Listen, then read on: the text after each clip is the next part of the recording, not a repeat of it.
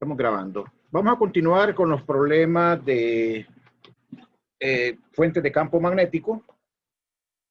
Luego pasaremos ya a estudiar lo que se llama ley de Faraday. Esa es la razón por la cual los puse a que vieran ese video preliminar.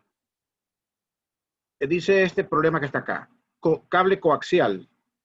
Un cable coaxial es un solo alambre rodeado por un trenzado metálico cilíndrico, como se muestra en la figura.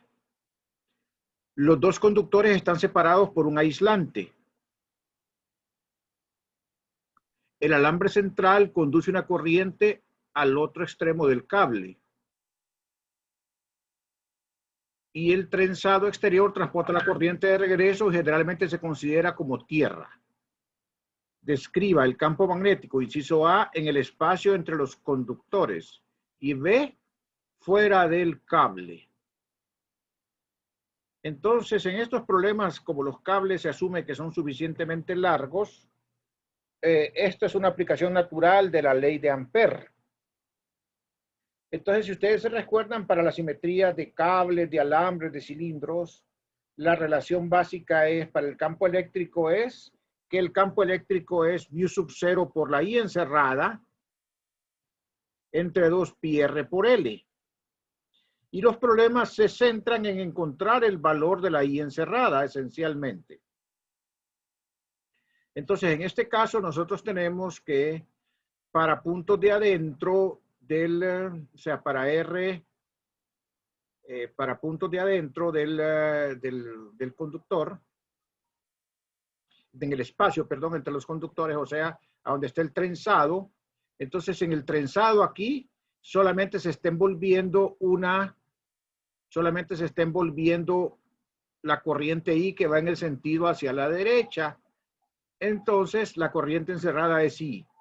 Por lo tanto, el campo magnético será mu sub 0 I, que es la corriente I entre 2 pi r por L, en la región aquí del trenzado, o sea, en la región entre los conductores. El campo magnético tiene esta geometría. Recuérdense que el campo se enrolla de acuerdo a la regla de la mano derecha. Entonces, si tenemos una corriente que circula hacia adentro, entonces el campo magnético se va a enrollar como los dedos. ¿Va? Creo que aquí está al revés. Ya vamos a arreglar esto.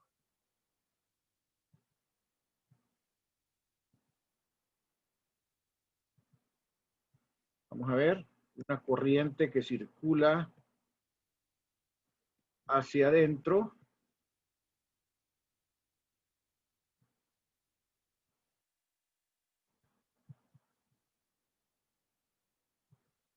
Genera,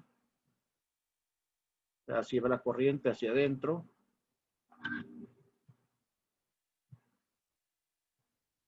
Genera un campo magnético entonces que se enrolla así, ¿verdad? Esa es correctamente la forma en que se enrolla. Vamos a ver. Sí. Ustedes coloquen su pulgar en el sentido de la corriente y los dedos se enrollan de esa manera. Ese sería el campo magnético que genera esa corriente I. Esa corriente convencional I, ¿verdad? Ok. Para afuera, lo que ocurre es que, o sea, en la región de aquí afuera, el perímetro, el contorno, está envolviendo una corriente neta igual a 0, porque tenemos I hacia adentro y I hacia afuera. Entonces eso hace que la corriente neta sea 0. Por lo tanto, el campo magnético va a ser igual a la corriente neta es 0, y entonces al tener corriente neta 0, el campo magnético es 0. ¿Verdad? Ese es el papel del cable coaxial, brindar el sistema para que no haya campo magnético afuera. Entonces, la gráfica del campo eléctrico como función de R, pueden ver que desde 0 hasta R grande, que es el radio externo del conductor, el campo magnético decae conforme 1 sobre R. Y para R mayor que R grande es 0. ¿Alguna pregunta aquí? Me paro un momentito para que reflexionen.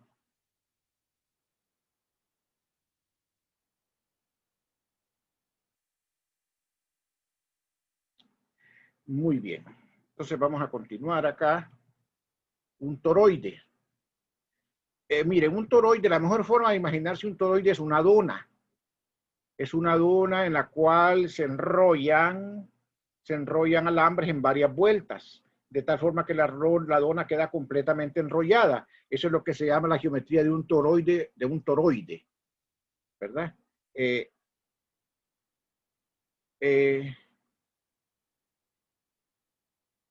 Ahí dice que con base a la ley de Ampère determina el campo magnético A dentro y B fuera del toroide de un solenoide doblado en forma de círculo, como se ilustra en la figura. Entonces, en un toroide, por la simetría, nuevamente, el campo magnético es uniforme adentro. Es uniforme adentro, o sea, su valor es uniforme adentro. Si nosotros hiciéramos un corte del toroide, o sea, como que si cortáramos la dona y lo viéramos, ¿verdad? De frente, entonces nosotros miraríamos en ese corte que hicimos un montón de corriente. Aquí sería corriente saliendo, porque cada vuelta tiene una corriente I. Entonces, si yo vengo y hago acá un contorno como este que está aquí punteado, el contorno punteado está envolviendo N espiras, donde N es el número de espiras del toroide. Aquí el contorno punteado. Entonces, como el campo es uniforme dentro del toroide, alrededor de en todo este contorno, el campo tiene el mismo valor. Y además, el campo por simetría siempre va a ser, ¿verdad?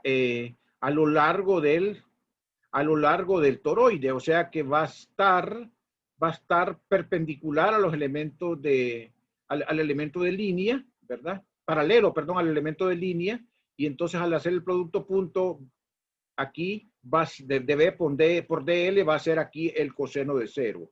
Entonces el contorno es este círculo punteado que está acá, y entonces nosotros venimos y escribimos la ley de Ampère. El integral de B punto de DL sobre el contorno cerrado es mu sub 0 por la I encerrada. Pero en este caso, el contorno, ¿verdad? El contorno no está encerrando sobre una corriente, encierra una I, o sea, encierra un montón de I's. O sea, encierra una I entrando por acá, otra I entrando por acá, otra I entrando por acá, otra I entrando por acá, otra I entrando por acá, otra I entrando por acá. O sea, encierra todas las I's que están acá, o sea que encerraría un total de NI como la corriente neta encerrada, donde N es el número de vueltas que tiene el toroide. Entonces, como el campo y DDL son paralelos, el producto aquí da V por DDL. Como el campo es uniforme, sale afuera de la integral. Y la integral de DDL es 2pi por R. Entonces, lo que nos queda acá es V por 2pi por R igual a mu sub 0 N por I. Si de aquí despejamos, entonces vamos a tener que V es igual a mu sub 0 N por I dividido entre 2pi por R. ¿Verdad? Eso es para acá adentro. Si nosotros tomamos afuera, esta zona de afuera de acá, ustedes se dan cuenta que esta contorno está encerrando corriente cero, porque encierra la I que entra en una vuelta y la I que sale en la misma vuelta para agarrar la siguiente. En la siguiente, la I que entra y la I que sale. Aquí pueden ver una figura. Miren, ve. El contorno de adentro encierra solamente la I que entra. Miren, por eso es que la corriente cerrada de sí. Pero el contorno de afuera encierra la I que entra y la I que sale en cada vuelta. Por lo tanto, la corriente neta que encierra este contorno de afuera, que es la línea roja que está aquí, es igual a 0. Por lo tanto, afuera del toroide, el campo es igual a 0. La I encerrada es 0. Lo voy a dejar ahí un momentito para que ustedes lo analicen.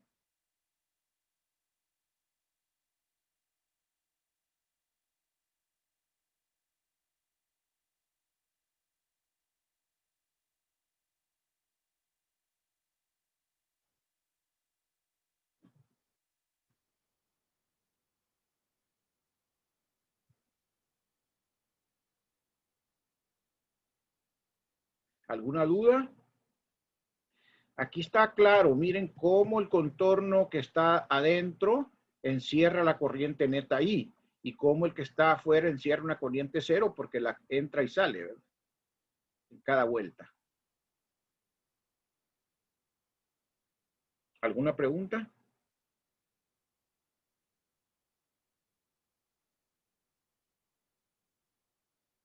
Muy bien. Vamos entonces a continuar. Un ejemplo más. Este es un ejemplo de cálculo directo utilizando la ley de Biot-Savart.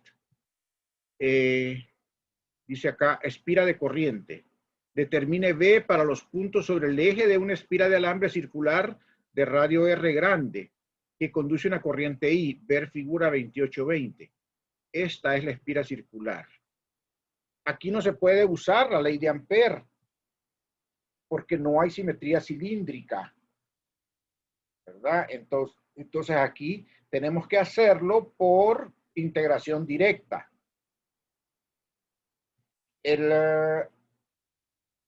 Nos piden el campo en un punto P que está a lo largo del eje. Nuevamente, los campos fuera del eje son terribles, complicadísimos y requieren unas funciones especiales para poder resolver esos problemas. Son increíblemente complicados. Entonces, por esa razón comenzamos a estudiar física con los problemas más sencillos y este problema lo que nos pide es el campo en un punto del eje. Entonces agarramos acá en la espira un pedacito DDL de la espira que tiene una corriente I. Pues ese pedacito de DL está a una distancia R, el vector relativo R, ¿verdad? Del punto de campo que es este. Entonces, ese pedacito va a generar este campo que está acá, DDB. Acuérdense que DDB es perpendicular al R, que va así. Aquí hay 90 grados entre el R y el DDB. Y es perpendicular a la corriente. Entonces, en este punto la corriente viene, o sea, el DDL viene hacia nosotros, en ese plano. Agarren el plano de la pantalla, porque todos los planos son equivalentes por la simetría circular que tiene la distribución de la corriente. Entonces, nosotros tenemos acá que el DDL viene saliendo para nosotros, el R viene perpendicular acá y el B viene perpendicular a ambos en esta dirección de aquí, el DDB. Ahora, si ustedes observan, un elemento DDL que está del otro lado, que tiene una corriente acá entrando, o sea, que iría entrando para allá, generaría un campo DDB para acá y que está a la misma distancia R que este de acá.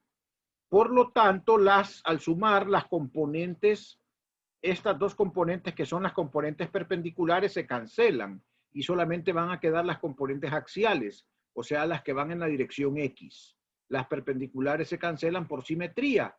Entonces, yo solamente me voy a preocupar por calcular dBx e integrar sobre esa dBx porque la B perpendicular es 0, entonces no me interesa la B perpendicular. O sea, la magnitud del campo va a ser nada más la integral de la diferencial del B, aquí le pusimos paralelo, ¿verdad? Que es el B paralelo al eje. Acá, el B paralelo le dijimos aquí al eje. ¿Ok? Entonces, ese dB paralelo, pues es la magnitud de dB por el coseno de phi. Y después vamos a sumar. La suma sobre las componentes perpendiculares no la hacemos porque nos va a dar 0. Si ustedes escriben la integral y todo, les va a dar 0. Le va a dar 0 exactamente. ¿Verdad? Entonces, ahí tenemos el planteamiento del problema. Entonces, el dB paralelo, pues, ¿qué es? El dB paralelo es el DDB veces el coseno del ángulo phi, acá que forma el DDB con el eje X. O sea, DDB coseno de phi, el ángulo con el eje X. Acá. Me están quedando 10 minutos supuestamente. Les voy a agradecer que me avisen cuando falten 2. Bueno, que me dice cuando falte 1, porque hoy no voy a tomar lista. Cuando falte 1, para que no dejemos a media la clase, por favor. Bien, entonces planteamos ahora acá el B. Entonces, ¿qué tenemos acá? Que el B va a ser DDB coseno de phi integral. El coseno de phi pueden ver ustedes que es a esta altura, que es R, dividido entre la hipotenusa, que es R chiquita, lado adyacente entre el lado opuesto. Pero el R chiquita es, por el teorema de Pitágoras, R grande al cuadrado más X al cuadrado, raíz cuadrada. Aquí va una raíz cuadrada. Y entonces,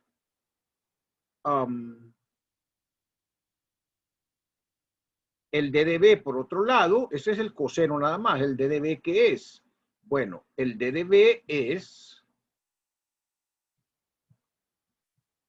DDB es mu sub 0 i sobre 4 pi DDL cruz R entre R cuadrado. Como DDL y R son perpendiculares, aquí va el seno de 90. O sea que aquí va 1. Entonces, la magnitud de R es 1. La magnitud de DDL es DDL. Y aquí tengo el 4 pi R cuadrado que tengo acá. Entonces, sustituyo acá ese DDB que todavía no lo he sustituido. Aquí ya lo sustituí. Miren, es mu sub 0 i entre 4 pi R cuadrado, y lo que tengo acá es otra vez escrito el coseno de phi, que es R entre la raíz cuadrada de R cuadrado más X al cuadrado, y el D de L acá. Me paro ahí un momentito para que analicen.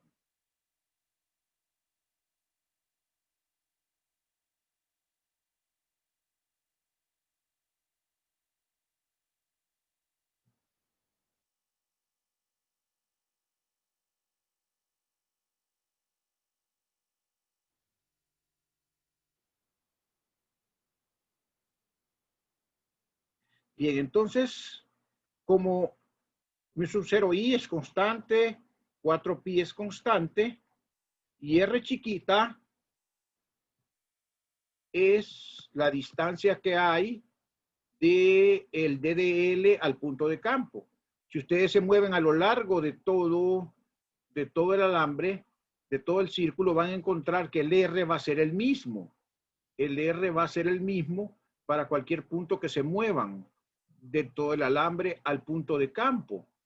Va a ser exactamente el mismo. Va a ser, R es la misma porque es el radio de la circunferencia, R cuadrado. Y X es el mismo porque está fijo. Es la distancia del centro al punto. Por lo tanto, R chiquita, que es R cuadrado más X al cuadrado, va a ser el mismo. O sea, si ustedes toman cualquier pedazo de la rosquilla, ¿verdad? Y la tiran acá al punto de campo, van a tener el mismo vector R. O sea que R chiquita no depende de DL.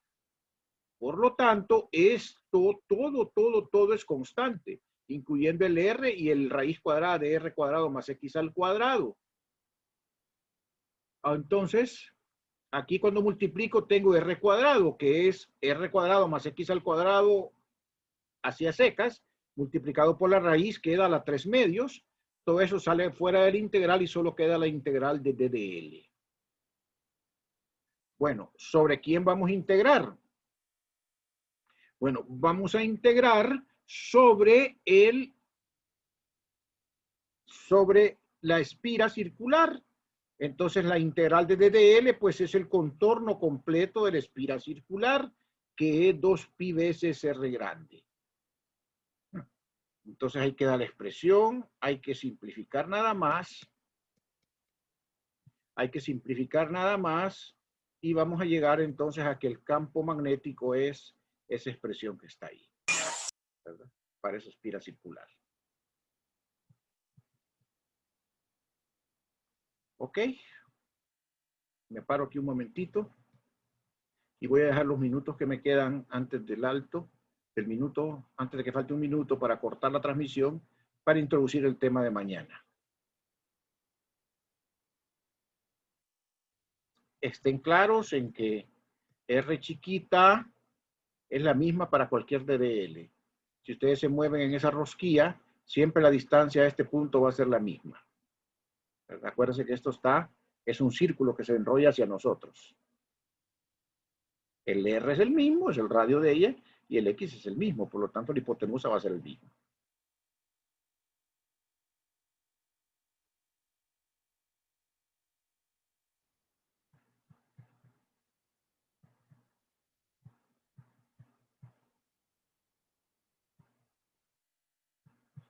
Bien. Solamente voy a dejar entonces introducido el tema de mañana. Mañana vamos a comenzar a ver lo que se llama la ley de Faraday. Y entonces esa ley de Faraday va asociado al concepto de flujo magnético. Esta ley de Faraday es una ley fundamental para el electromagnetismo, pues fue la ley que unificó ambas teorías, o sea, unificó la electricidad con el magnetismo. Entonces es muy importante por esa razón. Vamos a estudiar alguna fenomenología que fue la que permitió hacer los descubrimientos, establecer la ley, porque estas leyes, todas estas leyes, como pueden ver ustedes, la ley de Coulomb, la ley de Gauss, la ley de Biot-Savart, la ley de Ampère, estas leyes se basan en observaciones, en experimentos, o sea, son de naturaleza fenomenológica, no son leyes como de la filosofía o de otras disciplinas que se hacen en base al razonamiento, ¿verdad? Aquí las leyes de la física son experimentales. Si no se basan en el experimento, no se pueden considerar como leyes. Entonces, vamos a ver el concepto de flujo magnético, que también va a ser muy importante. Ya vimos el concepto de flujo magnético, pero lo vamos a ligar con la ley de Faraday, por eso vamos a recordarlo nuevamente acá en este contexto. Ok, quiero dejar aquí para no dejar cortado el tema que vamos a ver mañana, ¿ok? Entonces voy a subir este segmento a la plataforma. El video que les puse al comienzo, que algunos de ustedes ya lo vieron, es para reforzar este tema. Entonces, ¿verdad? Ya les recomendé a todos que lo miren antes de la clase de mañana. Entonces, les deseo un buen descanso y nos miraremos mañana a las 11 si Dios lo permite. ¿Ok? Ok, Buenas tardes. Sí, está bien. Bueno, buenas tardes. Buenas tardes. Buenas tardes. Buenas tardes. Bueno.